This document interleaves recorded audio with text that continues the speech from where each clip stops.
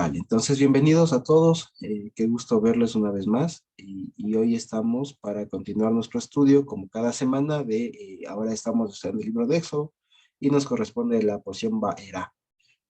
Y está a cargo de Dianita Ayabaca y de Nati. Así que tienen la palabra. Y como saben, sí sería bueno recordarles que al finalizar de cada capítulo podemos hacer alguna pausa por si hubiera alguna pregunta o alguna observación. ¿Sí? Ok, entonces el tiempo es suyo, Dianita y Nati, por favor.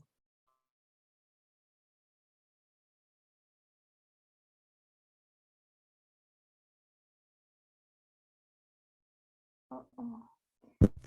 Amados,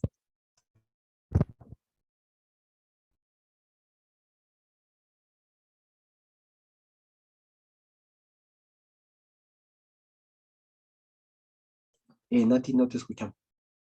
Creo que estás hablando, pero no te escuchamos. gracias, amados, por la paciencia. Gracias por la paciencia.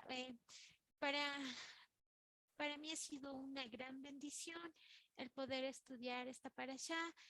Yo quisiera primero darle gracias a Dios y por la vida de la Dianita Carolina, y también darle gracias a Dios porque ha sido un tiempo muy hermoso lo que pudimos compartir Dianita y yo, y tanto a Dianita como a mí, el Señor nos ha mostrado grandes cosas, perlitas, detalles y también grandes cosas en nuestra vida.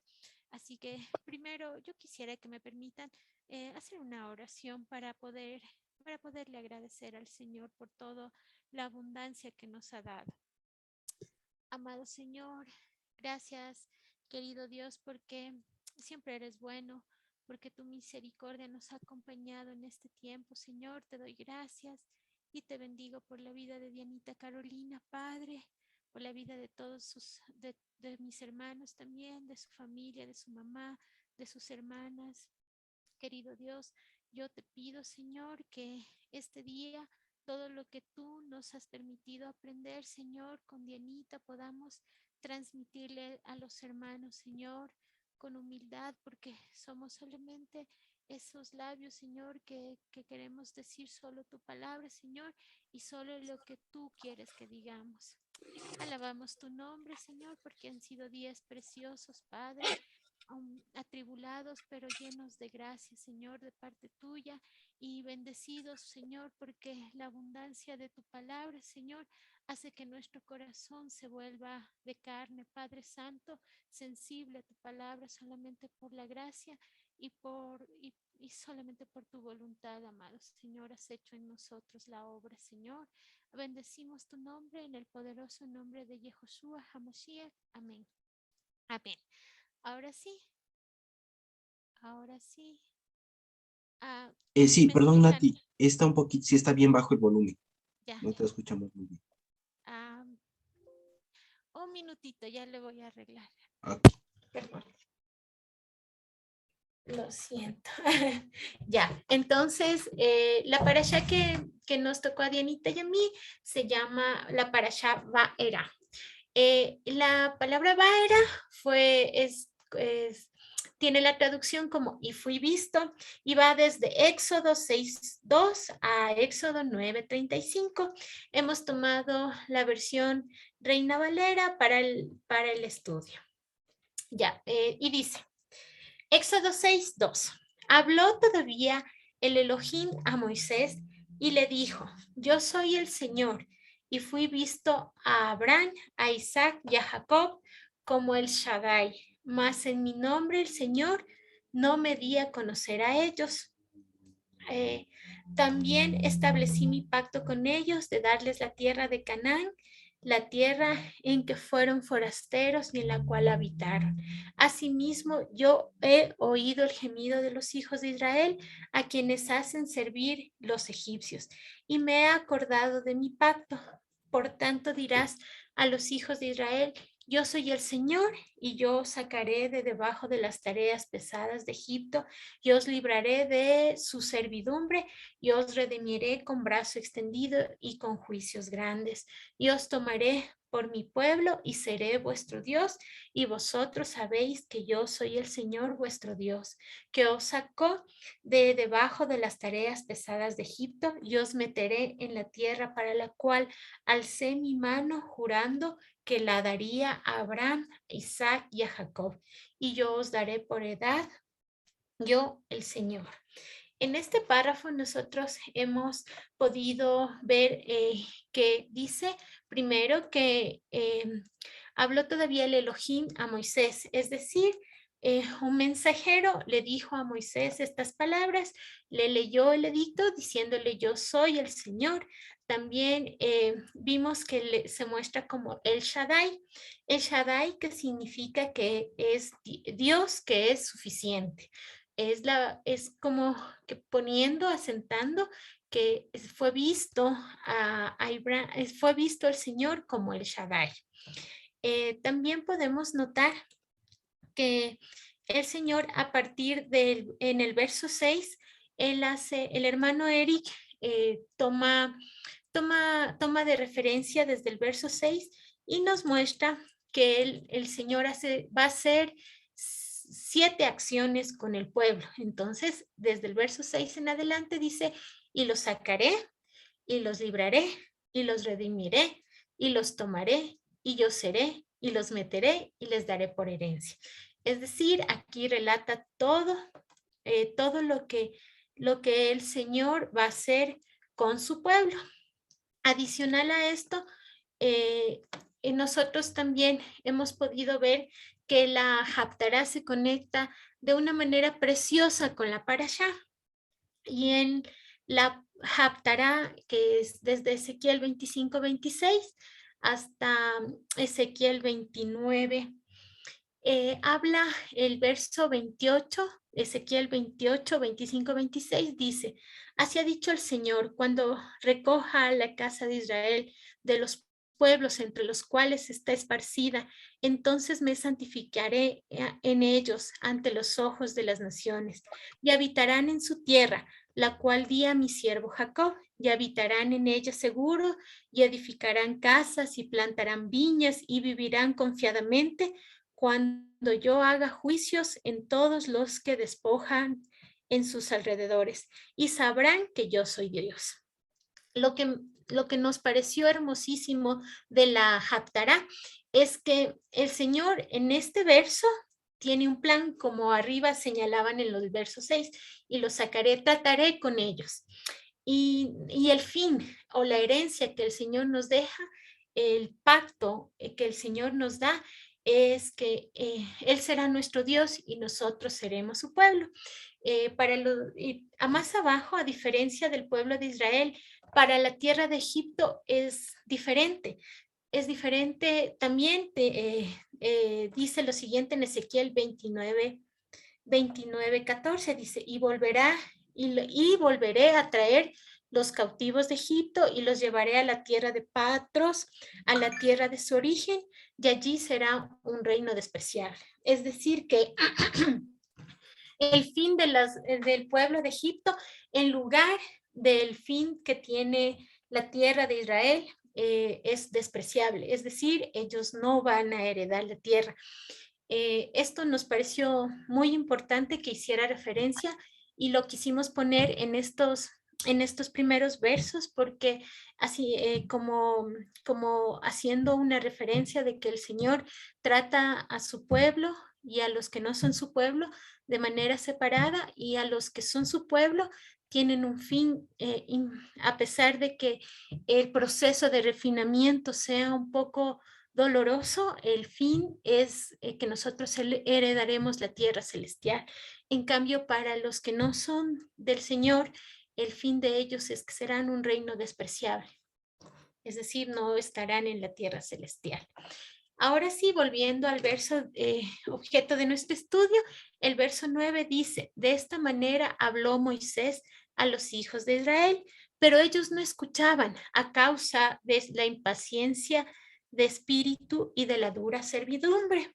Y habló el Señor a Moisés diciendo, entra y habla a Faraón, rey de Egipto, perdón, a Faraón, rey de Egipto, que deje ir de su tierra a los hijos de Israel Y respondió Moisés delante del Señor: He aquí, los hijos de Israel no me escuchan. ¿Cómo pues me escuchará Faraón, siendo yo incircunciso de labios? Entonces el Señor habló a Moisés, a él y para Faraón, rey de Egipto, para que sacasen a los hijos de Israel de la tierra de Egipto. ¿Sí me escucharon, amados? ¿Sí? Y sí, Ya, necesito un poco entonces, recortado, pero sí. gracias. Gracias, perdón. Entonces, en el verso 9 al 13, podemos mirar una actitud. El pueblo de Israel estaba, como dice aquí, me gustó, como la impaciencia de espíritu, ¿no? Estaba acongojado por la dura servidumbre, pero eso les impedía escuchar al Señor Yehoshua, a nuestro Señor. Y ustedes pueden ver que también Faraón no escuchaba a las palabras de Dios. Entonces, aunque pudiera las circunstancias de del pueblo y de Faraón eran diferentes, porque el uno tenía impaciencia, pesadumbre de espíritu, y el otro tenía como la arrogancia en su corazón. El fin era el mismo. Ninguno de los dos podía escuchar a Dios. Entonces, su corazón era duro. Y eso hace que el Señor tenga que trabajar y tratar y refinar a su pueblo y haciéndole pasar por los toques que más adelante vamos a ver.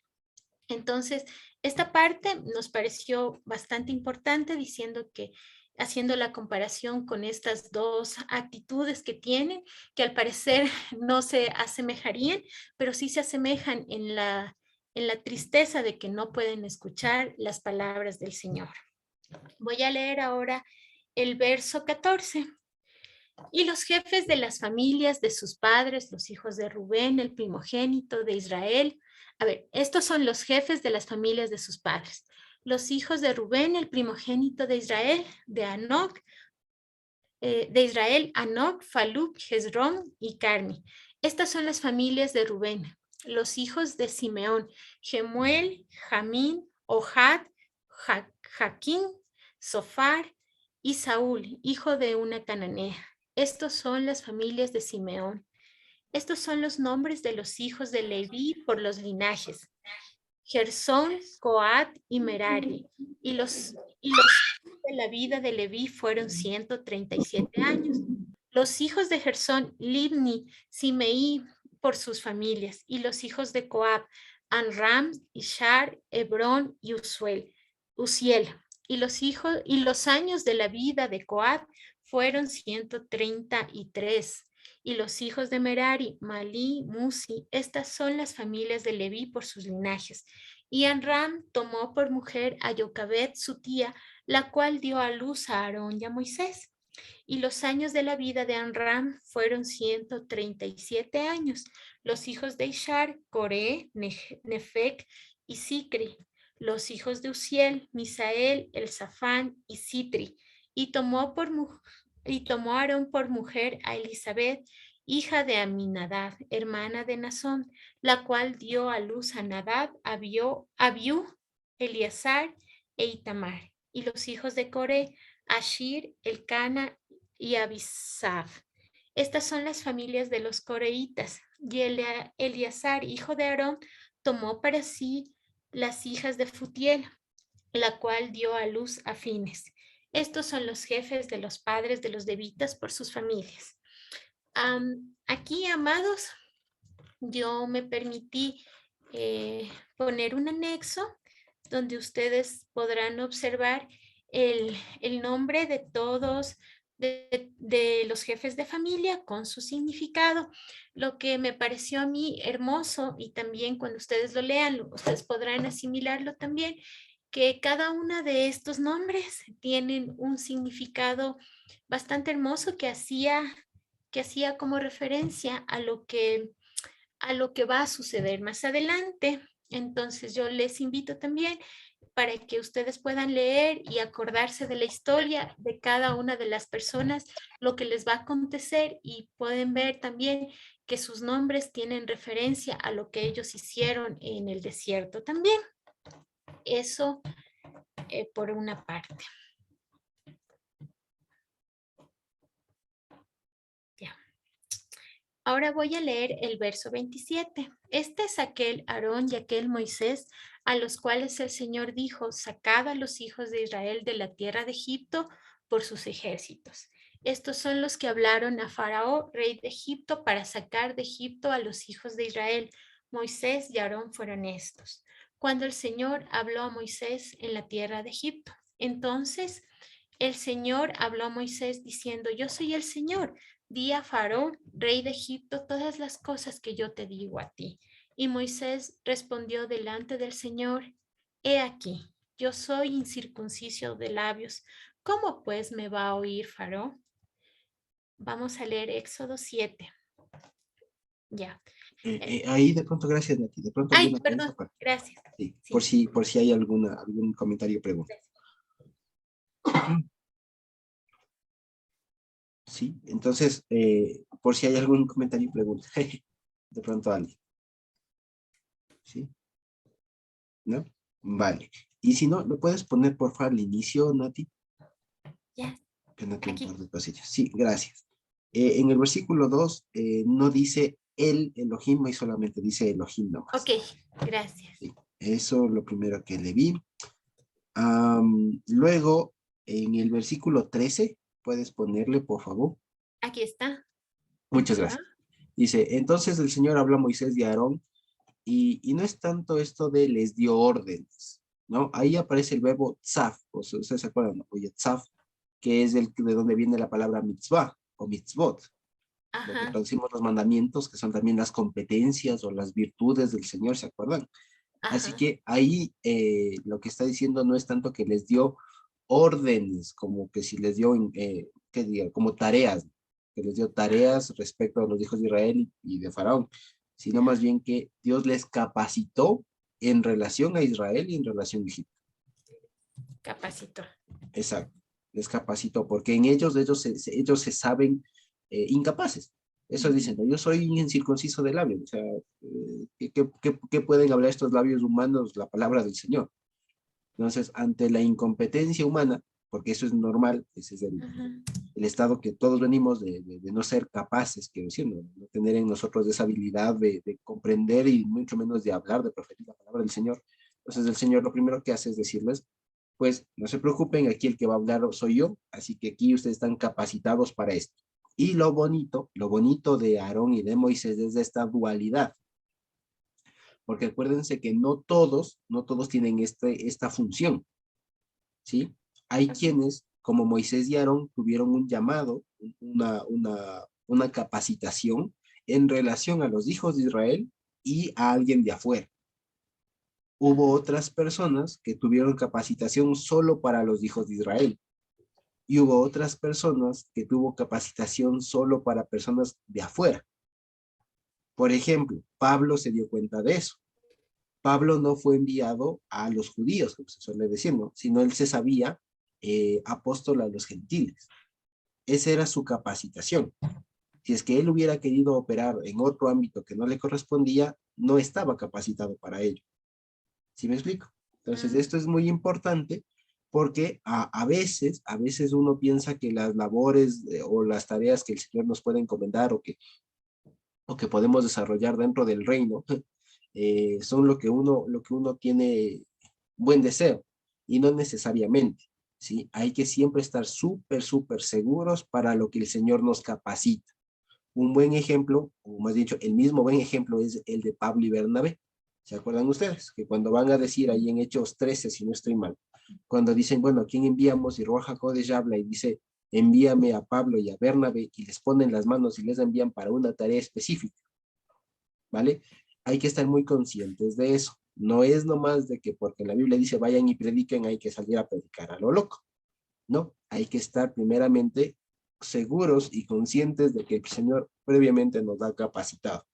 De otra manera, por muy buena intención, por muy buena ¿qué digo yo? Muy buen objetivo que tengamos, o con muy buen ánimo que lo hagamos, pues los resultados no siempre van a ser positivos o más que nada respaldados por el Señor. Así que aquí también está eso. Y lo otro, cuando el Señor manda, no hay quien se oponga, se resista a eso, ¿sí? Entonces, nada que, bueno, es que Moisés, es que yo no puedo decir nada, Señor, pues vas con Aarón. Es que nosotros, pues nada, que van. Por último, yo les capacito, no se preocupen, pero ustedes van. Entonces, esto, entre paréntesis, de ahí entre líneas, nos está diciendo que Dios es soberano, para que no pensemos nosotros que Moisés después le va a intentar convencer a Dios o que le va a hacer entrar en razón a Dios o alguna cosa por el estilo, ¿no? Sino que Dios es soberano y Dios dijo, Moisés va y va con Aarón y ellos van. ¿Cómo que no quieren? Pues yo les estoy enviando, diría el Señor. Entonces, para que también veamos eso, ¿sí? Así que si en algún momento Dios nos manda a hacer alguna cosa, así no querramos. El ejemplo más claro de eso es Jonás. ¿Se acuerdan ustedes de Jonás? Que no me quiero, que no sé qué, que no sé cuánto, que coge el camino para el otro lado. Pues nada, Señor, usted se va a donde Dios le manda. ¿Sí? Hermano Alroyito. Gracias, mi hermano Josécito. Sí, o sea, a mí me surge una inquietud y es que si en el caso de Aarón, de Moisés, o igual de los primeros hombres de Dios, para ellos era más fácil escuchar la voz de Dios, a excepción de Faraón. Pero, pero en el caso de nosotros, ¿cómo? Ya sé que la palabra y todo esto, pero ¿cómo sabemos que estamos haciendo lo que él nos dice? O sea, porque de ley, en lo humano es como que yo hago lo que yo siento, lo que yo creo, pero, o sea, ¿cómo aclaro ese punto? Esa sería mi... Vale, gracias, hermana Loquita. Y es muy bueno, y es una muy buena pregunta. Y la respuesta es, revela ¿qué se diría?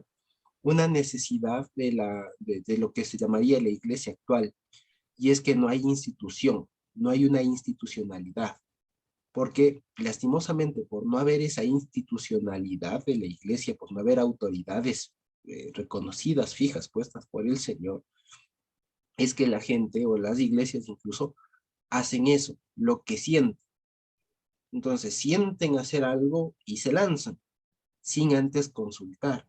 Una vez más, el ejemplo claro de cómo se hacen las cosas es bajo, primero, la guía del Señor, claro que sí, y el ejemplo de Pablo que les decía antes, con Pablo y Bernabé, ¿sí? Es el claro ejemplo que habló Dios, por así decirlo, de una manera que tal vez no es la mejor forma de decirlo, pero por así decirlo, había un sentir común de todos, que fue expresado además ratificado por Baja Kodesh, pero no bastaba con tener esa buena intención o estar conscientes de esa realidad, de que hay que predicar a los gentiles. Había que enviar a alguien, y eso se logra a través de autoridades.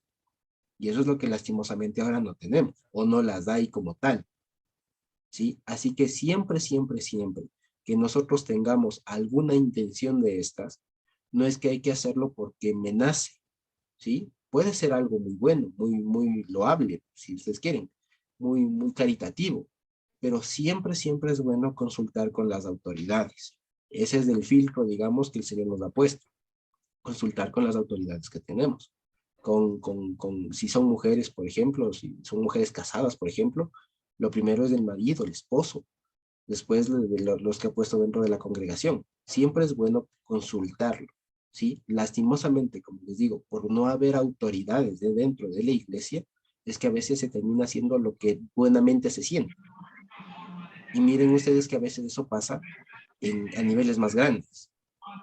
Se ha visto, por ejemplo, se han visto casos en donde se lanzan, por ejemplo, a hacer edificaciones, a hacer proyectos, a hacer un montón de cosas que a la larga pues no resultan tan bien y terminan con algo que no fue tanto, pero era un bonito sentir. Y esto precisamente nos revela lo que les decía, que cuando hay esos sentimientos, Es bueno que el Señor ponga esos sentimientos y Dios los pone, pero también ha puesto Dios autoridades, digamos, gente acá que nos ayudan precisamente a decir eso y a solucionarlo y a ratificarlo.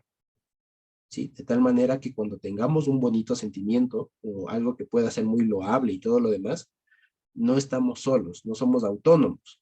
Eso es lo que tenemos que aprender. Moisés no era autónomo, ¿sí? Moisés no era autónomo. Los apóstoles, Pablo no se respondía a sí mismo, ¿sí? Eso es lo que tenemos que estar conscientes, ¿sí? Así que, si bien el Señor no es que ahora va a aparecerse necesariamente, puede que sí, pero no va a aparecerse así, viva voz, decir, en mi caso, Josué, haz tal cosa. Puede ser que sí, puede ser que no, pero aún con todo y todo, acuérdense que Pablo, aún con toda la visión y todo, fue a someterse a la autoridad de los apóstoles. Así que no basta incluso con tener una bonita visión, un encuentro, si ustedes quieren, con Dios, que sí es importante, pero también hay que saber que Dios ha puesto autoridades acá y que tienen que cumplir su función. ¿Sí? No sé si respondí, hermano Alonso. Gracias, sí, mi hermano Josucito, porque inclusive esto ocurre en cuanto a temas de matrimonios, y no quiero decir en otro sentido, pero los jóvenes o todo esperan, es que Dios me confirme, que Dios me confirme, y en ese andar pasa el tiempo. Entonces, o sea, temas así que ya son de definición, o de hacer un negocio, de hacer algo, cosas importantes. Entonces, sí, sí es bueno lo que usted dice, o sea, tener alguien más que esté bajo la cobertura, que sea una persona de compromiso con Jacín, y poder pedir un consejo que sea guiado por él. O sea, estoy de acuerdo. Gracias. Exactamente. Vale, gracias a usted, hermana Loti, eso es importantísimo. Ahora, eso, dicho sea de paso, a veces también tenemos que estar conscientes de en qué momento histórico estamos. Porque, una pregunta, ¿por qué para Dios le era importantísimo y casi que, digamos, la única fuente o digamos, la única forma de revelar su palabra en esa época así, que Dios se le aparezca o le hable a través de un ángel a tal o cual persona? ¿Por qué? Entre otras, porque no estaba escrito. Que no estaba escrito, porque no había Ruach HaKodesh como lo tenemos ahora, pero ahora ya lo tenemos. Y en ese momento, imagínense ustedes, cuando estaba Moisés y Aarón, no había como tal la institucionalidad que después, a partir de la Torah, se estableció. Ancianos, líderes, jueces, por decir así, capitanes de guerra, toda esa institucionalidad antes, en este momento, aquí cuando están antes de salir de Egipto, no lo hay, no hay. Por lo tanto, Dios tenía que hablar directamente, porque si no, ¿cómo? ¿Cómo les digo, está escrito? Si no estaba escrito. ¿Me explico? Entonces, lo que valía ahí era Dios me dijo. Pero ahora, teniendo escrito, ¿vale? Y teniendo muchísima parte de lo que podríamos aprender o, digamos, seguir aprendiendo, está ya escrito. Raro sería que Dios hable por fuera. Por eso acuérdense la advertencia que hacía Pablo.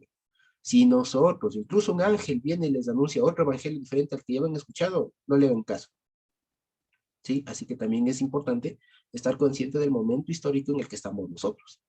¿Sí? Así que Dios bendito, tenemos Ruach HaKodesh, tenemos su palabra escrita y tenemos también hermanos y hermanas que nos ayudan en ese crecimiento.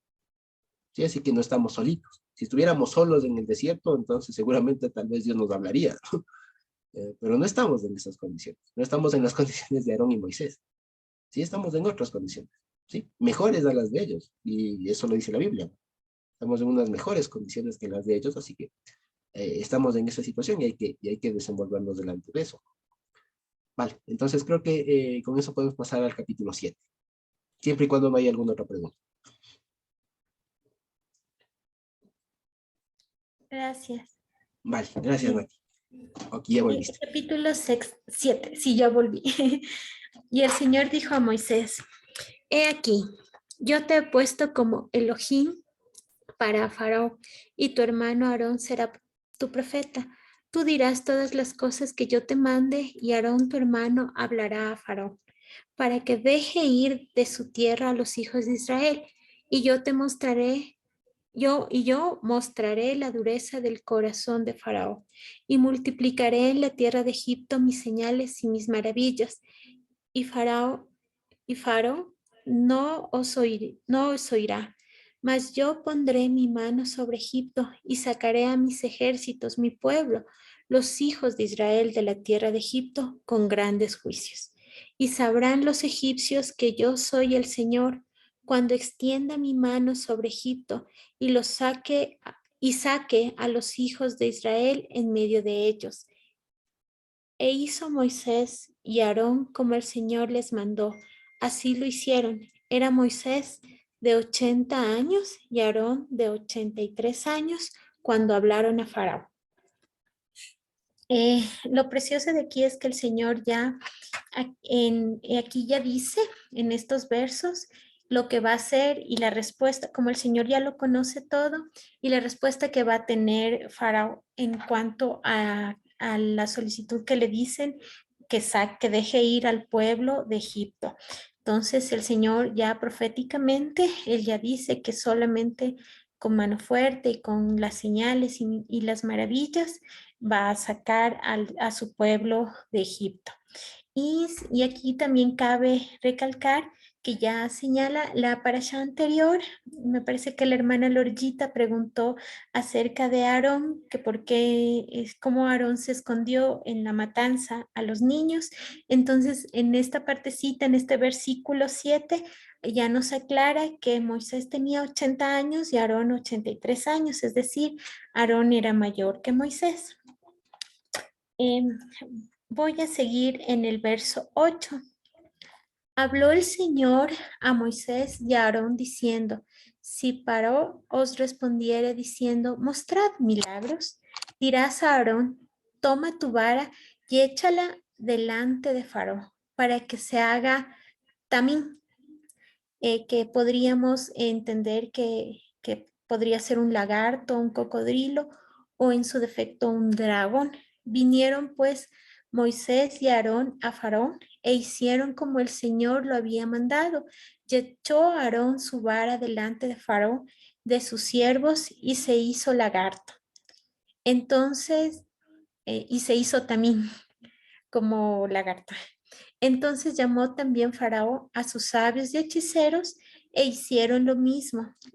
Hicieron lo mismo los hechiceros de Egipto con sus encantamientos, pues echó cada uno su vara, las cuales se volvieron lagartos. Mas la vara de Aarón devoró a las varas de ellos, y el corazón de Faraón se mostró rígido, y no los escuchó como el Señor lo había dicho. En estos versos también podríamos ver que el corazón de Faraón ya está teniendo otro grado de dureza. Ya no solo está duro, sino está rígido, es decir, ya no solo no escucha, sino está entrando en una testarudez para que aún viendo las cosas no pueda escuchar ni reconocer que todo es obra del Señor. Vamos a el toque de la sangre. Entonces el Señor dijo a Moisés, el corazón de Faraón se ha hecho pesado y no quiere dejar ir al pueblo. Ve por la mañana a Faraón y he aquí que él sale al río y tú ponte a la ribera delante de él y toma en tu mano la vara que se volvió lagarto y dile al Señor y dile, el Señor, el Dios de los hebreos, me ha enviado a ti diciendo, deja ir a mi pueblo para que me sirva en el desierto. Y he aquí, hasta ahora no has querido ir.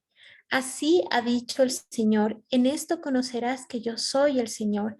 He aquí, yo golpearé con la vara que tengo en mi mano el agua que está en el río y se convertirá en sangre y los peces que hay en el río morirán, y hederá el río, y los egipcios tendrán asco de beber el agua del río. Y el Señor dijo a Moisés, di a Aarón, toma tu vara y extiende tu mano sobre las aguas de Egipto, sobre sus ríos, sobre sus arroyos y sobre sus estanques y sobre todos sus depósitos de agua, para que se conviertan en sangre y haya sangre por toda la región de Egipto, así en los vasos de madera como en la piedra, como en los de piedra. Eh, ya. Aquí podríamos mirar que en la Haftará también habla, habla acerca en Ezequiel 29:16, dice lo siguiente: y no será ya más para la casa de Israel apoyo de confianza que les haga recordar el pecado de mirar en pos de ellos, y sabrán que yo soy el Señor. Me parece hermosísimo esto que dice la Haftará, porque aunque el pueblo tenía la tradición oral y conocía al Señor, ellos tenían, como nos aclara la Haftará, puesta su confianza en los recursos de Egipto. Entonces, cuando pasa este toque en los ríos, es como que el Señor acá también aclara, los hará recordar que han pecado en mirar en pos de ellos, o sea, han tener su confianza en ellos. Lo que el Señor quería con el pueblo, al hacerlos también pasar por este toque, es que ellos puedan tener su confianza en el Señor, que eso podríamos analizar de esta partecita de la parashá. También en Ezequiel 29:4 nos dice acerca de esto: yo pues pondré garfios en tus quijadas y pegaré los peces de tus ríos a tus escamas y te sacaré de en medio de tus ríos y de tus peces.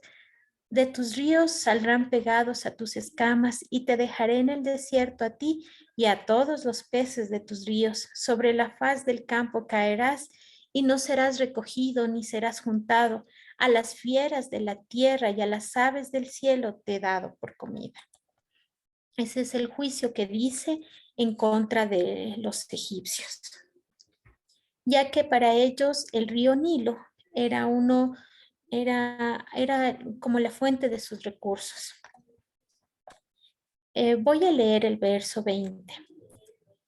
Y Moisés y Aarón hicieron como el Señor lo mandó, y alzando la vara golpearon las aguas que había en el río en presencia de Faraón y de sus siervos, y todas las aguas que había en el río se convirtieron en sangre.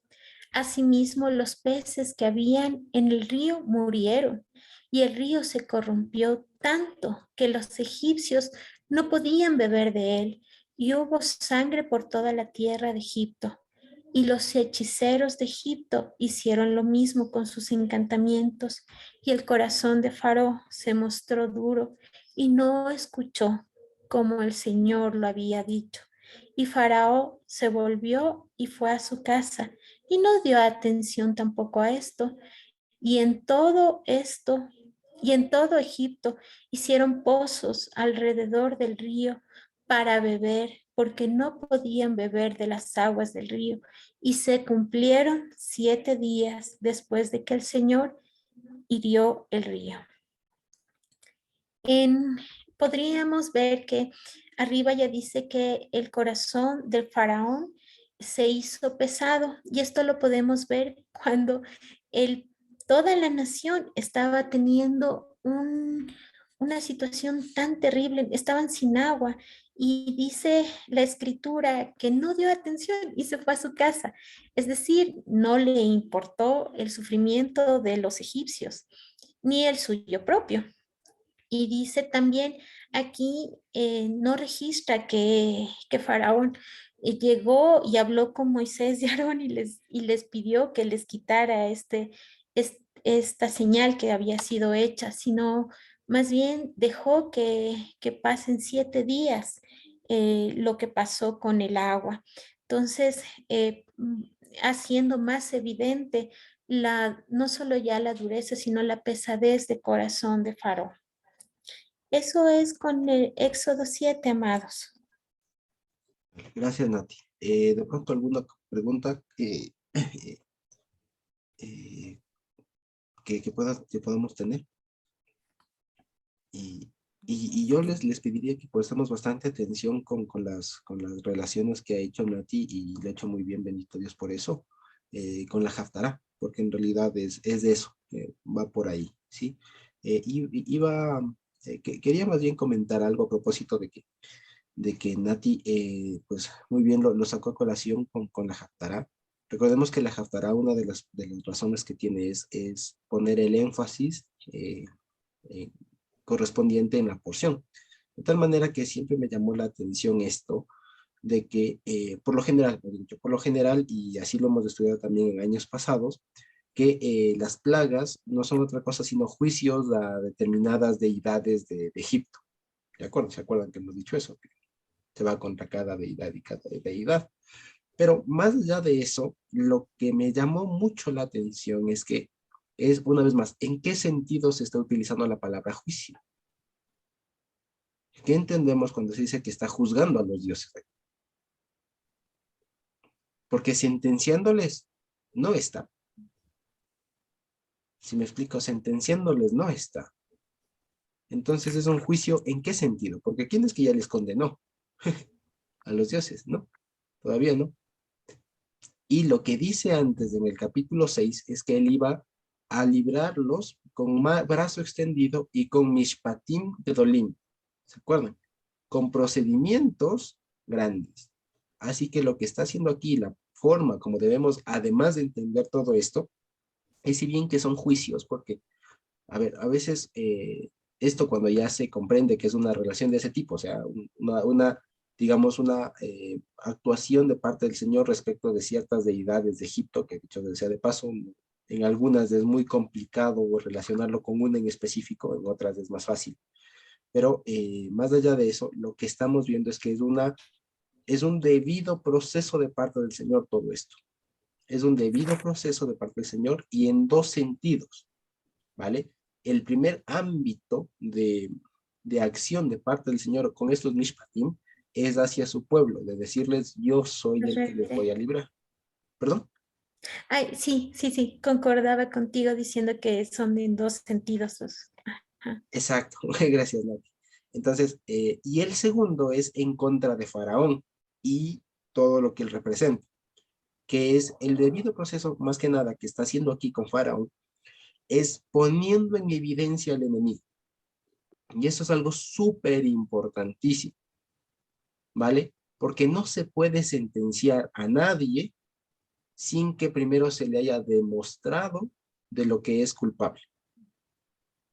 Eso parecería lógico, pero por eso es que es muy cuestionable cuando, por ejemplo, a veces las personas actualmente con un ánimo como de cansancio, de estar hastiados de la delincuencia, por ejemplo, celebran cuando, por ejemplo, algún ladrón, como se ha visto esta semana pude ver eso, había algunos videos de estos cuando algún ladrón viene con una pistola amenazando y de pronto alguien que está cerca en un carro viene y ¡pum! Les lanza el carro. Y el pobre no se sabe si está vivo o si está muerto. Y mucha gente celebra eso, ¿no? O cuando a veces vienen unos a querer asaltar y sacan la pistola y pues les van matando. Entonces, eso a veces la gente celebra. Pero eso en realidad no es un justo juicio. ¿Vale? Entonces el Señor no es loco. El Señor no es un juez injusto. Y lo que Él está haciendo es un debido proceso. Y esto es una muestra apenas de cómo va a de cómo va a comenzar o de cómo ha comenzado el juicio. Y lo primero que comienzas a hacer es dejar en evidencia contra quién tiene el lío, por así decir, quién es el acusado. ¿Vale? Porque si no, imagínense ustedes, yo sería loco si le declara, por así decirlo, culpable a quién. O sea, si declara culpable al aire. No, tiene que decir quién es el culpable. Y aquí el primer evidenciado, ¿quién es? ¿Contra quién se va primerito?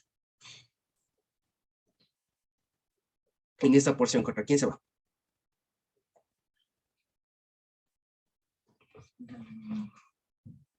¿Quién en esta porción? ¿Contra quién? ¿Quién, por así decirlo, recibe de primera mano todo esto? Faraón. Exacto, el faraón. El faraón. Y después, ¿contra quién se va? Contra el Nilo, contra las de mis cosas. Contra las ranas, que los moscos, todo lo demás. ¿Vale? Entonces, lo primerito que hace el Señor es identificar al culpable. ¿vale? Y eso es un debido proceso, ¿sí? Eso es un debido proceso y grande. Y eso es un debido proceso enorme. Identificar contra quién o a quién Dios está juzgando, por así decirlo, ¿vale? Y lo primero que hace es decirle a ti, Faraón, y por eso es hermosa la Haftará, porque le dice a ti, Faraón, el gran Tanín, contra ti voy. Tú eres el culpable de todo esto. Tú eres el responsable. Por eso es que es muy hermoso cuando le dice que dice, con garfios te cogeré de tus mandíbulas y te expondré. Eso significa que te sacaré del agua, significa te voy a dejar expuesto. Y eso significa que toda la gente va a ver. Porque dicho sea de paso, tanto el judaísmo, ¿vale? El judaísmo como muchas otras personas comprenden como que no existe el mal, o que el mal es un concepto abstracto, que no es identificable con alguien o con un algo, sino que es un concepto abstracto, el mal. Y a lo mucho el judaísmo se apega a decir el Yetzer Hara, o sea, la tendencia al mal, la tendencia al mal. Y lo hacen de una manera muy, hasta cierto punto, filosófico, como que en el punto de que se llegan a la conclusión de que, bueno, uno tiene como que meditar, como que rezar, orar por ahí, para que mi tendencia al mal no me gane, sino mi tendencia al bien. Y listo. Pero no es así. Y el evangelio es todavía más evidente cuando les dice, oigan, acuérdense que aquí hay alguien llamado Hasatán, o el adversario, que le pone ese nombre, si el adversario, y ojo que ese individuo tiene un montón más de gente. Por eso la Haftará se vuelve muy ilustrativa cuando le dice, y te saco a ti y a todos tus peces. Es decir, a todos a todo tu séquito, a todos los que te siguen en esa actividad. Y a todo eso voy a dejar expuesto. De tal manera que lo que nos está diciendo aquí la Torah es lo que dice el mismo Señor Yehoshua cuando dice, oigan, es que una casa dividida no puede estar en pie. Lo que le está diciendo es, el diablo no trabaja solo. El diablo y Satanás no trabaja solo. Y así, acordándome un poco de mis clases de derecho penal, me acordaba que existe ahora lo que de pronto ustedes han escuchado en las noticias quizá y todo lo más, que esto es una organización criminal. Esto es una completa organización criminal, en el sentido de que no es uno el que actúa, son varios, pero tienen una estructura. Tienen una estructura para delinquir, para hacer delitos, y su objetivo no es otro que el hacer daño. O sea, que el hacer daño, ¿sí? Vale, entonces, una de las cosas que se puede identificar y de lo primero que se identifica o se tiene que identificar para saber que se trata de una organización criminal, una organización delictiva, es que haya un líder o un cabecilla y que después tiene otros que son los que ejecutan eso, ¿sí? Y ahí ustedes pueden ver, no se los recomiendo, pero eso se ha visto, que se ha replicado muy bien en estas novelas de narcos y todo lo demás, que lo repiten a cada rato en la televisión y todo aquello, ¿no? Y se ve que lo han recogido muy bien porque seguramente tienen asesores al respecto. Pero se ve eso. Entonces, la forma de actuar del diablo es muy, muy parecida a lo de una organización delictiva. Tienen un líder, tienen ejecutores y tienen una organización súper fuerte. De tal manera que aquí el Señor lo que está diciendo y nos pone en alerta a nosotros es de que lo que dice el apóstol Pablo, que no tenemos lucha contra sangre ni carne, sino contra los principados, las potestades y las huestes de maldad que habitan en las regiones celestes. Vale, contra todo eso es, y el Señor desde aquí, desde el Éxodo, desde esta parte de Éxodo 6, 7, 8, comienza a decir, aquí hay alguien, y este se llama el gran dragón, y este es el culpable, y a este toca primero exponerlo, ¿vale? Para que no pensemos que Dios es loco y está peleando contra el aire, contra el mal. No, contra el malo, si ustedes quieren, y contra todo su séquito, ¿sí? Y a ellos es a quienes Dios les va a hacer su debido procedimiento en cambio, pero para condenarlo. Por eso es que la Haftará es hermosísima, cuando dice, y yo pondré tus cuerpos yo di a tus cuerpos como comida para las aves. Eso significa que esos no tienen perdón, que esos no tienen parte en el reino venidero, que sus cuerpos no van a ser regenerados, que de ellos no va a quedar memoria. De tal manera que eso es el final del juicio, pero comienza con una puesta en público, ¿sí? Y llama muchísimo, muchísimo la atención que comience precisamente con esta señal de convertir la vara de Aarón en un lagartito, sin un lagartillo, y que los otros hagan lo mismo, lo cual se parece mucho a lo que dicen en Hebreos 2:14, si no estoy mal, que es lo que dicen, ¿no? Y que él, por medio de la muerte, destruyó el que tenía el imperio de la muerte. ¿Se acuerdan ustedes? ¿Sí? Entonces, es eso, ¿sí? Le está mostrando eso, de que él vendría acá, ¿no es cierto? Y muy parecido a nosotros le daría, pues, su merecido, por así decirlo, le daría su recompensa, le ganaría, le pondré en evidencia, y después de eso sigue con todo el séquito, ¿vale? Así que esa es otra forma y otra perspectiva de aproximarnos a esto de las plagas, ¿sí? Porque como les digo, a veces en algunas yo me di cuenta que es muy complicado identificarlos eh, eh, con una deidad en específico, ¿sí? Con una deidad en específico. Lo que sí hay que saber es que el diablo no opera solo. El diablo no opera solo. El diablo es la cabecilla, es el líder, por así decirlo, de esto. Pero no opera solo, tiene un montón más de gente, un montón más de individuos que le ayudan en sus fines, ¿no? De tal manera que el Señor lo que está haciendo a través de esto es darnos a conocer cómo Él va a operar, si ustedes quieren. En el sentido de que primero le expone al pez gordo, como se suele decir, cogieron al pez gordo, y después les va a coger a los demás, a los peces más pequeños. A diferencia de cómo a veces opera nuestra justicia, ¿no? Que cogen a los chiquitos, a los que son fungibles, como se suele decir, ¿no? Pueden ser reemplazables, pero a los cabecillas nunca les toca. Pues aquí el Señor hace al revés. Saca primero al cabecilla y después sigue con los demás, con los más chiquitos, pero nadie se salva. ¿Sí? Así que esto también, además de ser una muestra del poder del Señor, ¿vale? También es una muestra del juicio, de la justicia del Señor, dejando primero en evidencia al enemigo y después sacando a todos los demás que le Es siguen. que estaba bien que primero el Señor. Carmita. Carmita. Carmita. No le escuchamos, Carmita. Algo nos quería decir. Carmita, ¿no? Vale. Eso, entonces, para que veamos, ¿no? El tema. Y una vez más, siempre estar en cuenta que cuando el Señor hace este tipo de juicios, los hace públicamente, no los hace en escondido, ¿vale?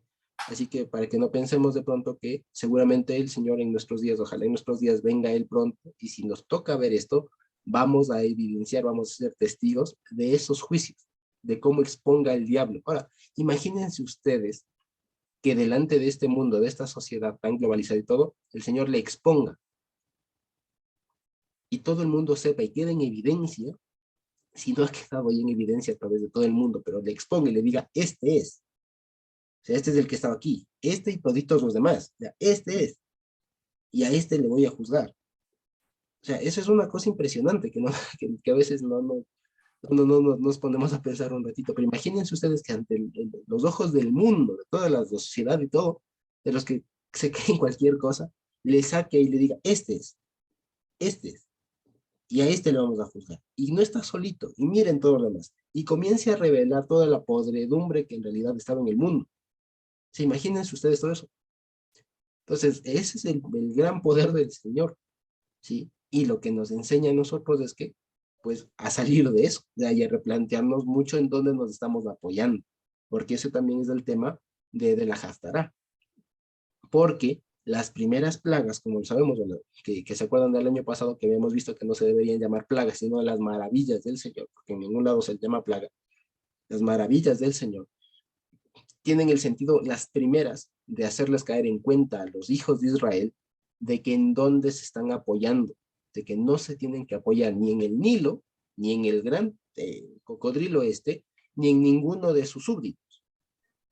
Y lo dice la Haftará, porque cuando se apoyen en eso, son un báculo, son un bastón endeble, que si apoyan, eso se rompe y lo que hacen es lastimarles. De tal manera que las primeras cosas que hace el Señor a nosotros, cuando nos pone en evidencia que hay alguien llamado el Satanás y todo su séquito, es para hacernos caer en cuenta y reflexionar nosotros en dónde nos estamos apoyando. Y que no sea que nos estemos apoyando en algo de eso. ¿Sí? Sea la deidad que sea. Y estemos segurísimos de que nuestro apoyo es del Señor, que Él es un báculo, por así decirlo, que no se rompe, ¿sí? Y por otro lado, que no estemos bebiendo las aguas del Nilo, que eso es otra cosa. Por eso también comenzó hirviendo las aguas del Nilo, ¿vale? Comenzó hirviendo las aguas del Nilo para que el pueblo no siga tomando de esas aguas. Así que si bien fue un juicio en ese sentido de exposición para el mundo, para Egipto, también es una preservación para nosotros, para que no sigamos bebiendo de esas aguas, ¿vale? Así que si de pronto en nuestra vida evidenciamos que algo que nos sustentaba en cualquier sentido ya no es bebible, ya no es consumible, ya no es apto para nosotros, por algo ha de ser, por algo ha de ser, y roguemos porque eso sea, que el Señor ha tocado eso, ha mostrado su maravilla ahí, para que nosotros bebamos del agua que debemos de beber, que estemos apoyados en donde debemos de estar apoyados, ¿vale? Así que esa es la función de estas primeras plagas, ¿verdad? De estas primeras maravillas, de mostrar su poder, de dejar en evidencia al enemigo y a la vez a nosotros hacernos replantear de que no tenemos que apoyarnos en nada de esos, ¿sí? Y que tenemos que volver nuestra vista al Señor, porque por eso es que acuérdense que la capacitación de Moisés fue al pueblo y al faraón.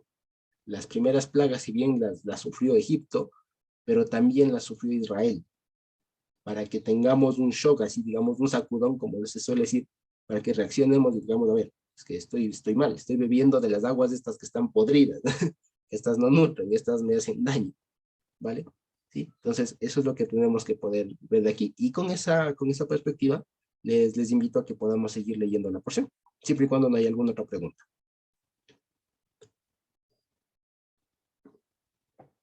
¿Sí? ¿No? Vale, ok, entonces creo que podemos continuar con el 8. Nati o Dianita. Dianita, porfa. Te voy a detener.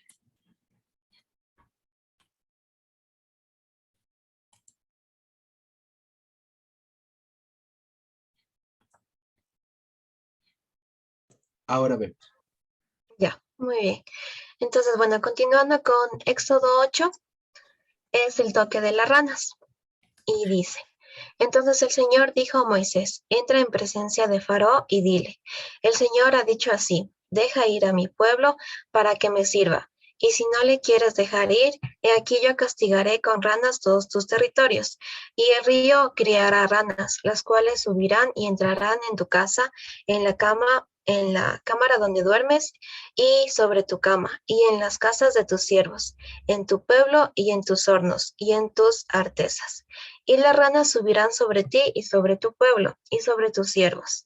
Y el Señor dijo a Moisés, di a Aarón, extiende tu mano con tu vara sobre los ríos, arroyos y estanques, para que haga subir ranas sobre la tierra de Egipto. Entonces Aarón extendió su mano sobre las aguas de Egipto y subieron ranas que cubrieron la tierra de Egipto. Y los hechiceros hicieron lo mismo con sus encantamientos, e hicieron venir ranas sobre la tierra de Egipto. Entonces Faraón llamó a Moisés y a Aarón y les dijo, orad al Señor para que quite las ranas de mí y de mi pueblo, y deje ir a tu pueblo para que ofrezca sacrificios al Señor. Y dijo Moisés a Faraón, dígnate indicarme cuándo debo orar por ti, por tus siervos y por tu pueblo, para que las ranas sean quitadas de ti y de tus casas y que solamente queden en el río. Y él dijo, mañana. Y Moisés respondió, se hará conforme a tu palabra, para que conozcas que no hay como el Señor nuestro Dios. Y las ranas se irán de ti, y de tus casas, y de tus siervos, y de tu pueblo, y solamente quedarán en el río. Entonces salieron Moisés y Aarón de la presencia de Faraón, y clamó Moisés al Señor tocante a las ranas que había mandado a Faraón. E hizo el Señor conforme a la palabra de Moisés, y murieron las ranas de las casas, de los cortijos y de los campos. Y las juntaron en montes y apestaba la tierra. Pero viendo Faraón que le habían dado reposo, endureció su corazón y no los escuchó, como el Señor había dicho. Bueno, lo primero que habíamos visto con Nati en estos versículos había una diferencia entre lo que el Señor nos pide, como dice en Efesios 6:18, que dice, orad en todo tiempo, con toda oración y súplica en el Espíritu, y velando en ello con toda perseverancia y súplica por todos los santos. En cambio, aquí es diferente a lo que Faraón ordena, porque solo él estaba pidiendo que le quiten esto que le estaba oprimiendo. No era una súplica de humildad o que mostraba arrepentimiento, sino era una muestra más de su arrogancia. Y esta arrogancia es misma la que le impide ver que el Señor le podía haber quitado este toque en ese momento y no el día de mañana. También con Nati teníamos como una duda, porque en un inicio decía que las ranas se iban a ir de todo lugar y se iban a quedar solo en el río. Pero al final vemos que las ranas murieron en el lugar en el que estaban. Entonces, como que teníamos esta duda si tal vez las ranas que murieron en el lugar pudieron haber sido las ranas que llamaron estos hechiceros, o por qué razón estas ranas se quedaron y murieron en los lugares y no se quedaron solo en el río. Eso tal vez, Josecito, puedes explicarnos más luego. Lo que sigue es el toque de los piojos. Y dice, entonces el Señor dijo a Moisés, di a Aarón, extiende tu vara y golpea el polvo de la tierra, para que se vuelva piojos por todo el país de Egipto. Y ellos lo hicieron así, y Aarón extendió su mano con su vara, y golpeó el polvo de la tierra, el cual se volvió piojos, así en los hombres como en las bestias. Todo el polvo de la tierra se volvió piojos en todo el país de Egipto. Y los hechiceros hicieron así también para sacar piojos con sus encantamientos, pero no pudieron. Y hubo piojos tanto en los hombres como en las bestias. Entonces los hechiceros dijeron a Faraón, dedo de Dios es este. Mas el corazón de Faraón se mostró endurecido y no les escuchó, como el Señor había dicho. Entonces en estos versículos habíamos visto que anteriormente los encantadores sí pudieron hacer lo mismo. Sin embargo, en esta plaga, en este toque, ya Dios no les permitió hacerlo. Y de hecho, hasta los hechiceros de cierta forma dicen que es dedo de Dios. El siguiente toque es el toque de las moscas. Y dice, el Señor dijo a Moisés, levántate de mañana y pondré delante de Faraón, levántate de mañana y ponte delante de Faraón. He aquí, él sale al río, y dile, el Señor ha dicho así, deja ir a mi pueblo para que me sirva. Porque si no dejas ir a mi pueblo, he aquí yo enviaré sobre ti, sobre tus siervos, sobre tu pueblo y sobre tus casas toda clase de moscas. Y las casas de los egipcios se llenarán de toda clase de moscas, y asimismo la tierra donde ellos estén. Y aquel día yo apartaré la tierra de Gosén, en la cual habita mi pueblo, para que ninguna clase de moscas haya en ella, a fin de que sepas que yo soy el Señor en medio de la tierra. Y yo pondré redención entre mi pueblo y el tuyo. Y mañana será esta señal. Y el Señor lo hizo así, y vino un molesto enjambre de moscas sobre la casa de Faraón, sobre las casas de sus siervos y sobre todo el país de Egipto, y la tierra fue corrompida a causa de ellas. Entonces, en este toque, en primer lugar, podemos ver que ya es a partir de este toque que el Señor hace como una distinción entre su pueblo y Egipto. Pues anteriormente habíamos visto que el pueblo sí pasaba por esto. Tal vez pensábamos que era debido a que el pueblo necesitaba tal vez un refinamiento como para cambiar el estado de su corazón, o tal vez como para desaparecer ese concepto que tenía de Egipto. También veíamos que la justicia de Dios tenía dos vías, como dos objetivos principales. El primero era la redención de su pueblo y el segundo era hacer un juicio con Egipto. Ya, continúo leyendo. Dice, entonces Faraón llamó a Moisés y a Aarón y les dijo, andad a ofrecer sacrificio a vuestro Dios en la tierra. Y Moisés respondió, no conviene que hagamos así, porque ofreceríamos al Señor nuestro Dios la abominación de los egipcios. He aquí, si sacrificáramos la abominación de los egipcios delante de ellos, ¿no nos apedrearían? Camino de 3 días iremos por el desierto y ofreceremos sacrificio al Señor, nuestro Dios, como Él nos dirá. Dijo Faraón, yo os dejaré ir para que ofrezcáis sacrificios al Señor, vuestro Dios, en el desierto, con tal que no vayáis más lejos, orad por mí. Y respondió Moisés, He aquí, al salir yo de tu presencia, rogaré al Señor a las diversas clases de moscas, que las diversas clases de moscas se vayan de Faraón y de sus siervos y de su pueblo mañana, con tal que Faraón no falla más, y dejando ir al pueblo a dar sacrificio al Señor. Entonces Moisés salió de la presencia de Faraón y oró al Señor. Y el Señor hizo conforme a la palabra de Moisés y quitó todas aquellas moscas que Faraón de Faraón y de sus siervos y de su pueblo, sin que quedara una. Mas Faraón se hizo pesado más, aún esta vez su corazón, y no dejó ir al pueblo. Entonces, en estos versículos, primero rescatábamos que debemos hacer las cosas conforme a la instrucción de Dios y no a la manera que nos dice el mundo. Y también que Faraón nuevamente con palabras mentirosas, como que delata un poco las intenciones de su corazón de librarse del toque, más no de dejar ir al pueblo. Y con esto acabaríamos el capítulo 8. ¿Alguna pregunta? Vale, gracias, Dianita. Creo que de lo primero que tenían, la pregunta que habías comentado de las ranas muertas, parecería que es la forma como se ejecutó la cosa, porque el Señor les dice, voy a hacer que se queden, o sea, que salgan las ranas, ¿no? Y cuando se mueren, y que queden solo en el río, así que entendería que cuando se murieron las ranas, se murieron en donde estaban, ¿sí? Y después la gente les hizo montones, y seguramente lo hicieron cerca del río, lo entendería así. Sí, además no parecería que los Hartumim, estos, acuérdense que los hechiceros o los magos que ponen aquí son los Hartumim, que son los escribas, los doctos en sus artes y todas esas cosas. No parecería que ellos hayan hecho, digamos, salir en cantidad como lo hizo Moisés. Seguramente hicieron algo más pequeño, me da la impresión. Entonces, tal vez lo que hicieron es en realidad hacer un pequeño signo, decir, yo también puedo, pero lo que hizo el Señor a través de Moisés y de Aarón es llenar toda la tierra de Egipto. Y lo que hicieron después de muertas de esas, pues hicieron un montoncito o montones cerca del río, seguramente. Me da esa impresión.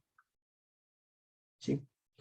Y ¿se acuerdan ustedes que el año pasado habíamos visto que una de las formas de cómo se explica esto de las maravillas o de estos toques, como dice Bienita, de que hizo el Señor en Egipto, parecerían muy causales?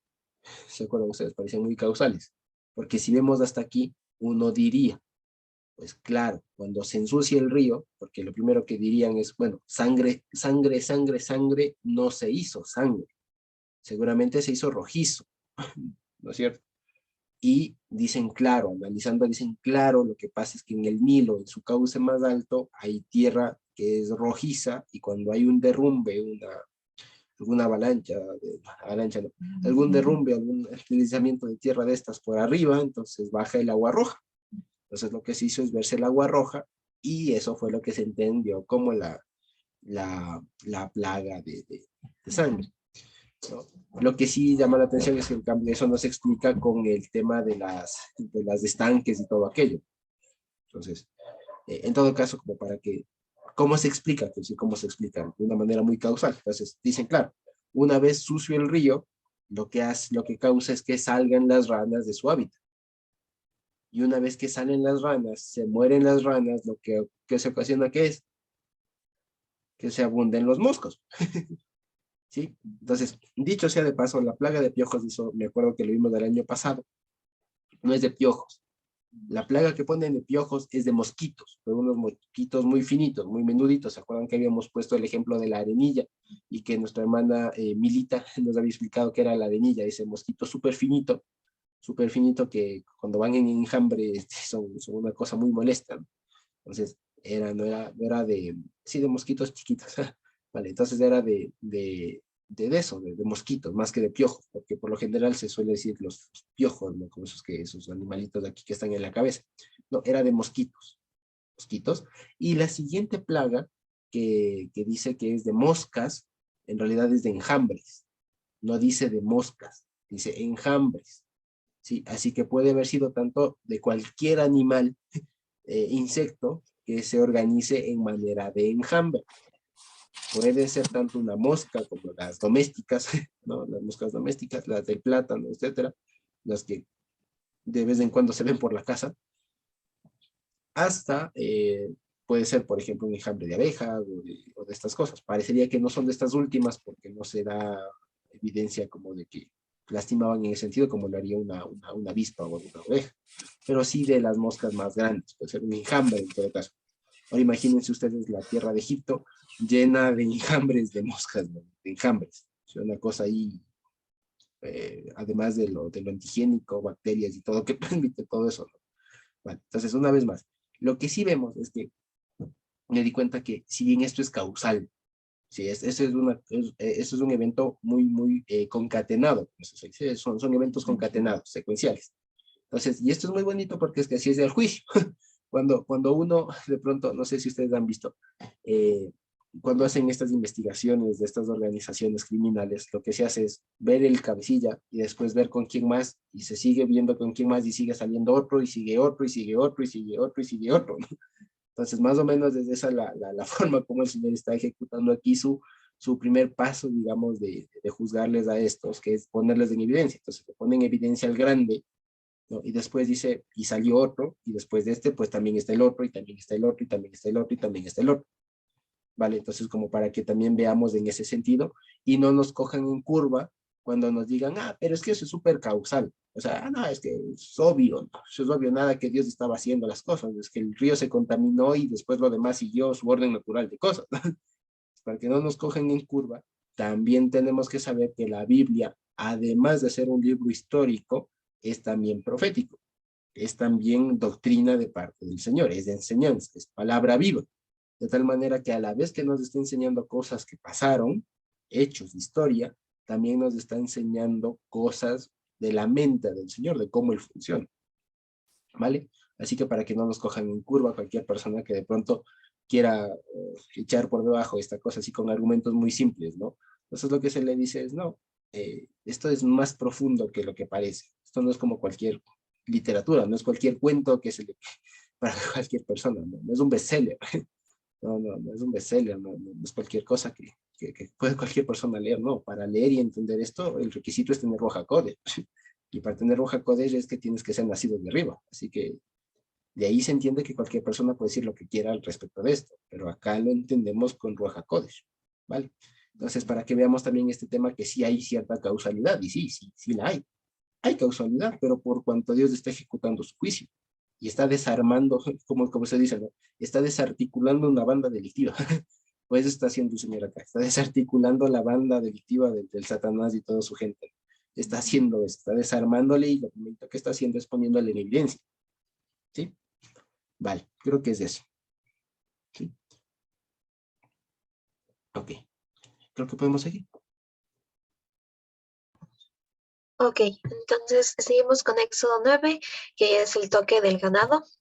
Y dice, entonces el Señor dijo a Moisés, entra a la presencia de Faraón y dile, el Señor, el Dios de los hebreos, dice así, deja ir a mi pueblo para que me sirva, porque si no lo quieres dejar ir y no lo detienes, y lo detienes aún, he aquí la mano del Señor estará sobre tus ganados que están en el campo, caballos, asnos, camellos, vacas y ovejas, con toque gravísimo. Y el Señor hará separación entre los hijos de Israel y los egipcios, y de Egipto.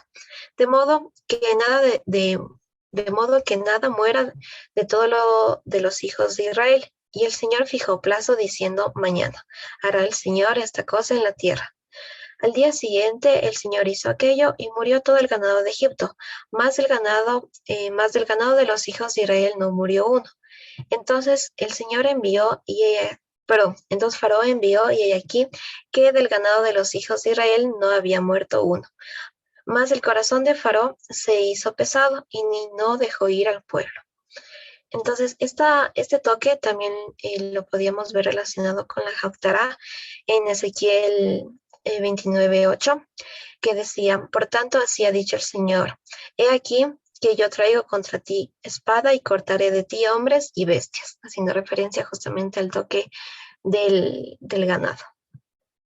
El siguiente toque es de las úlceras y dice, y el Señor dijo a Moisés y a Aarón, tomad puñados de ceniza de un horno, y la esparcirá Moisés hacia el cielo delante de Faraón, y vendrá a ser polvo sobre la tierra de Egipto, y producirá sarpullido con úlceras en los hombres y en las bestias, por todo el país de Egipto.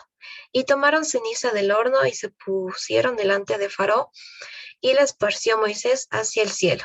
Y hubo sarpullido que produjo úlceras tanto en los hombres como en las bestias. Y los hechiceros no podían estar delante de Moisés a causa del sarpullido, porque hubo sarpullido en los hechiceros y en todos los egipcios. Pero el Señor mostró endurecido el corazón de Faraón, y no los oyó, como el Señor lo había dicho a Moisés. Entonces, en este toque podemos ver que mandó el Señor a que Moisés y Aarón lo realizaran delante de Faraón, para que no existiera duda de que es el Señor el que estaba realizando este toque. Y también que los primeros en hacer evidente este toque fueron los hechiceros, pues se menciona que no podían estar ni siquiera en la misma habitación que Moisés por la incomodidad del sarpullido. ¿Ya? El siguiente toque es el toque del granizo, que dice: entonces el Señor dijo a Moisés: levántate de mañana y ponte delante de Faraón y dile: el Señor, el Dios de los hebreos, dice así: deja ir a mi pueblo para que me sirva, porque yo enviaré esta vez todas mis toques a tu corazón sobre tus siervos y sobre tu pueblo, para que entiendas que no hay otro como yo en toda la tierra, porque ahora yo extenderé mi mano para herirte a ti y a tu pueblo de toque, y serás quitado de la tierra. Y a la verdad yo te he puesto para mostrar en ti mi poder y para que mi nombre sea anunciado en toda la tierra. ¿Todavía te ensoberbeces contra mi pueblo para no dejarlos ir? He aquí que mañana a estas horas yo haré llover granizo muy pesado, cual nunca hubo en Egipto, desde el día que se fundó hasta ahora. Envía pues a recoger tu ganado y todo lo que tienes en el campo, porque todo hombre o animal que se halle en el campo y no sea recogido a casa, el granizo caerá sobre él y morirá. De los siervos de Faraón, el que tuvo temor de la palabra del Señor hizo huir sus criados y su ganado a casa. Mas el que no puso en su corazón la palabra de Faraón, dejó sus criados y sus ganados en el campo. Bueno, en estos versículos podemos ya notar que las palabras que el Señor le dice a Faraón son ya más fuertes y declaran juicio contra Egipto.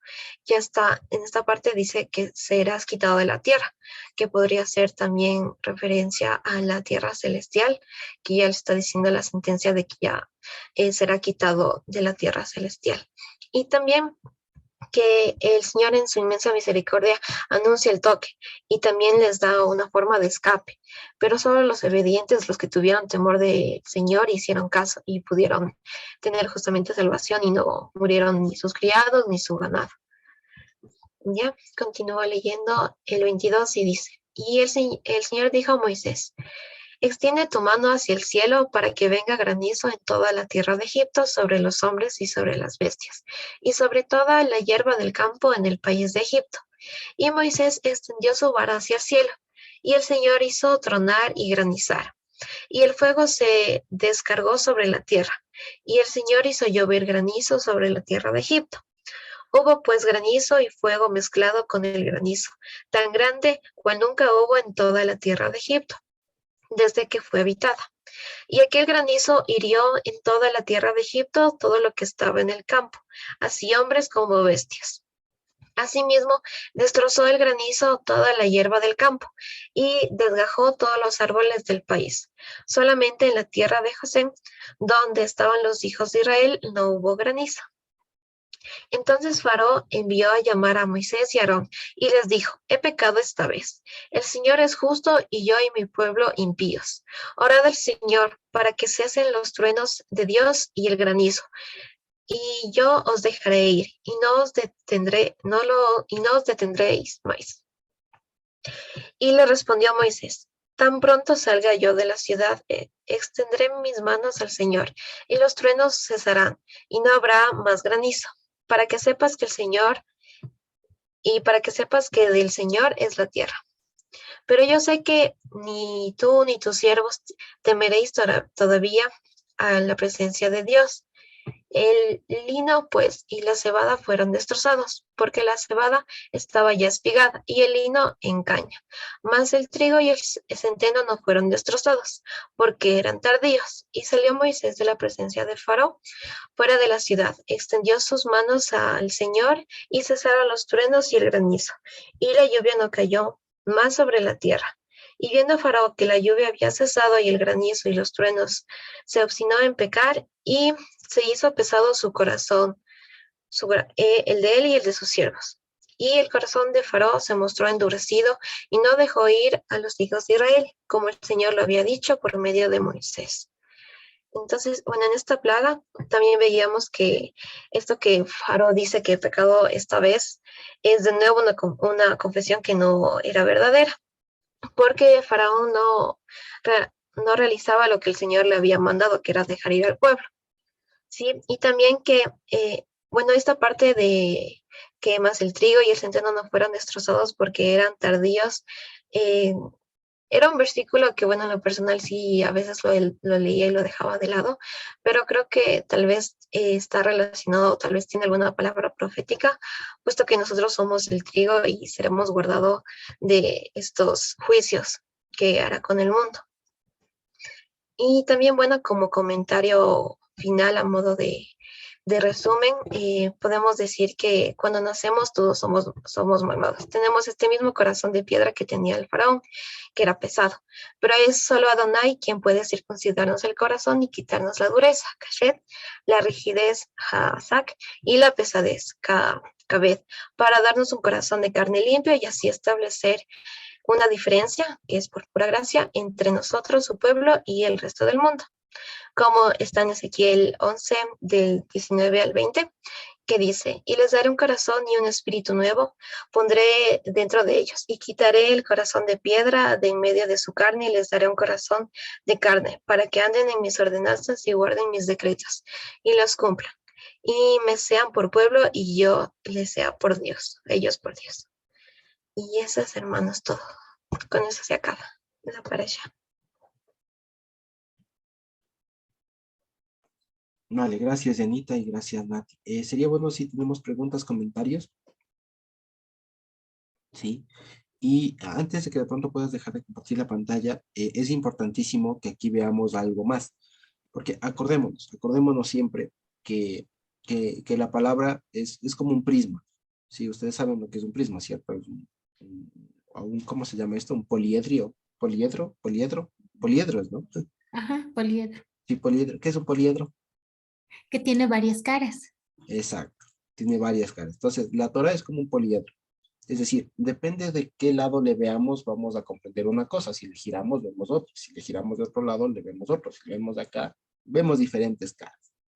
¿Vale? Y de hecho es ese dicho muy famoso del Talmud, ¿no? Que la Torah tiene 70 rostros.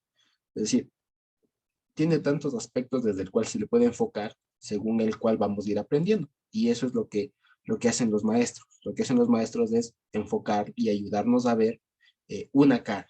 Pero no es la única, ¿sí? No es la exclusiva, no es aquello que solo eso se puede ver ahí, ¿vale? Hay muchas cosas que podemos ir viendo. Por ejemplo, miren ustedes, en este año hemos podido verlo como un juicio de exposición al enemigo. El año pasado lo vimos de otra manera, y hace 2 años igual, ¿vale? Y si Dios permite, seguimos estudiando la palabra hasta que Él venga, pues seguiremos viendo más cosas. Otra, en ese sentido, lo que ahora podemos ver aquí es un versículo de los que parecen estar escondidos, pero en realidad son importantes para mostrar lo que también dijimos al principio, de que Dios es soberano, y que lo que hizo aquí con Faraón es escogerle a este Faraón para en él mostrar su poder, y además dejar un ejemplo, un testimonio de cómo actúa el ser humano ante la presencia de Dios si es que Dios no interviene. Es decir, Faraón, esto es lo que aprendemos, no es que Faraón es la víctima aquí de Dios, porque si leemos en nuestras versiones, vamos a ver que dice, y el Señor endureció el corazón de Faraón, que dicho sea de paso, que creo que ya lo hablamos del año pasado, pero siempre es bueno recordarlo, cuando dice en la Biblia, y Dios o Jehová, el Señor, endureció el corazón de Faraón, parecería, si lo leemos así, que la culpa entonces no es de Faraón, porque si Dios es el que endurece su corazón, ¿qué culpa tiene Faraón? Dios lo está endureciendo, no el Faraón a sí mismo. Entonces, lo primero que debemos saber es que así no dice, ¿vale? No es que dice, Dios endureció el corazón de Faraón, no lo dice así, sino que más bien dice, el punto de partida es este. El corazón de Faraón, como de cualquier ser humano sin Dios, es duro. ¿Duro ante qué? Ante la palabra del Señor. Si el Señor le decía, deja ir a mi pueblo, que dicho sea de paso entre paréntesis, no dice, deja ir, le está dando una orden, envía a mi pueblo, ¿vale? Entonces, si el corazón del faraón de naturaleza es rígida, cuando el Señor le dice, deja o envía a mi pueblo, el faraón, como está duro, dice, ¿cómo así? ¿Quién es Dios? Como cualquiera de nosotros puede reaccionar. Así que a la vez de todo lo que hemos hablado, Faraón también es el ejemplo de cualquier persona, de cualquier ser humano, ante la escucha o el escuchar de la palabra del Señor. Si Dios no hubiera intervenido en nuestros corazones, hubiéramos sido a sí mismo. Oye, que Dios te dice que dejes la borrachera, que dejes tal cosa. ¿Cómo así? ¿Quién es Dios? Vale, es lo mismo. ¿Sí? Así que el punto de partida, porque esto es importantísimo y es algo que de pronto nos podemos ahí tocar.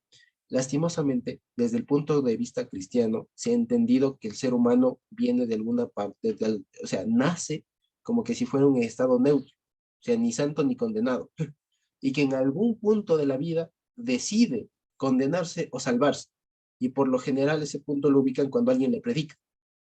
Entonces, parecería que entonces, si es que alguien no le predica, queda neutro. No se sabe si se condena o se salva, ¿no?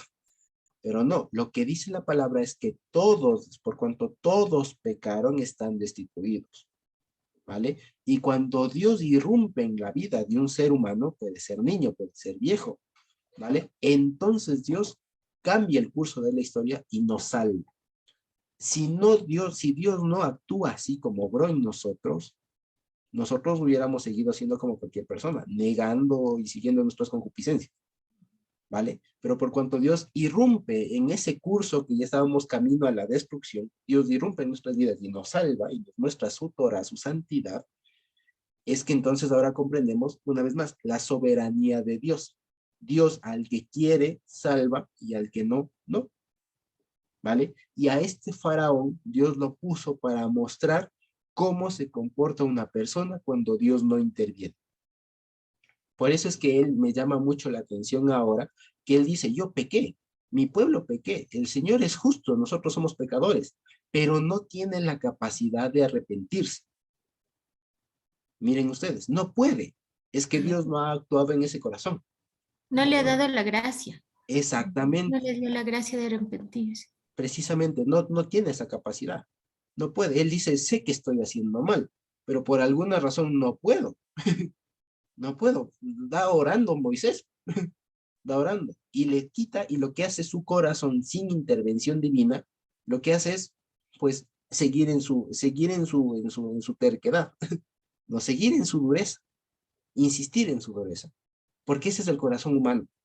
Dios se le revela, Dios se le puede predicar lo que ustedes quieran, puede ver las maravillas del Señor, pero si Dios no interviene, ese corazón va a seguir estando duro, va a seguir siendo duro, ¿vale?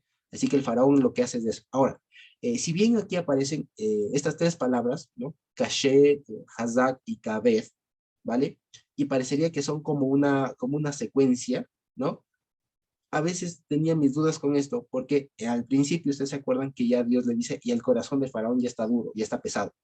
Así que no es como que va pasando del uno al otro necesariamente. Puede ser que sí, pero más que eso, me parece, o más bien dicho, pude verlo, que la naturaleza del corazón, y por corazón entiéndase la mente, el entendimiento, la comprensión que tenemos hacia Dios, es dura, es cerrada.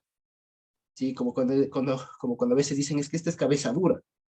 ¿Qué se entiende? Que no entiende las cosas, que le cuesta, ¿no? No sé, que es muy duro entender. Vale, entonces el corazón es así, es duro por naturaleza. Y cuando el Señor más se le revela, pero Dios no actúa, ese corazón insiste en eso, insiste en su dureza. Y eso puede ser de dos tipos. Una, o bien hazak, que significa esforzarse, Acuérdense lo que se suele decir cuando decimos, cuando acabamos un libro, decimos hazak, hazak, hazak, hazak. O sea, esfuérzate, esfuérzate, ¿vale? El corazón aquí en este caso hace eso, se esfuerza, es decir, persevera en eso, ¿vale? Y es un tipo de, ¿vale? Y la otra es que además de esforzarse, es decir, perseverar e insistir en estar duro, ¿vale? También se hace pesado. ¿Y qué significa hacerse pesado? Que ya no tiene vuelta atrás, ¿sí? Pero lo que quiero decir es que no necesariamente es un procedimiento. No es que primero es caché, después es hazak y después es kabé, ¿vale? Sino que es hazak y una persona puede insistir de una forma tan así como renuente, o sea, como que se va cada vez esforzando más por ser más duro, o sea, se esfuerza por eso. Y el otro es que simplemente ya se sedimentó, o sea, de ahí no se mueve. También quiere decir eso kabé, ¿vale? Así que para que lo veamos, también podamos identificar personas que pueden estar en un estado caché y tengamos la certeza que siempre cuando prediquemos a alguien, su naturaleza es estar caché, es estar duro, es estar duro. Y lo que tenemos que rogar es que esa persona no persevere, no persevere en estar así, ¿sí? Y una de esas formas también verlo es que además que persevera, es terco, o sea, no se mueve. O sea, se quedó ya estancado y se hizo pesado, significa que ahí quedó. ¿Sí? De tal manera que vemos así, un corazón caché es aquella persona que se quedó ahí, se estancó y además persevera en seguir siendo así. ¿Vale? Y esto, miren ustedes, no ha pasado, bendito Dios, con nosotros. Ahora que escuchamos, y por eso siempre me asombro, que por lo general suelen decir, ¿no? Es que ustedes se reúnen 3 horas, se reúnen un montón de tiempo, ¿quién les aguanta? Es antipedagógico y todo lo demás. Pero Dios bendito nos ha dado este tiempo para estudiar la palabra y deleitarnos en la palabra, un buen tiempo.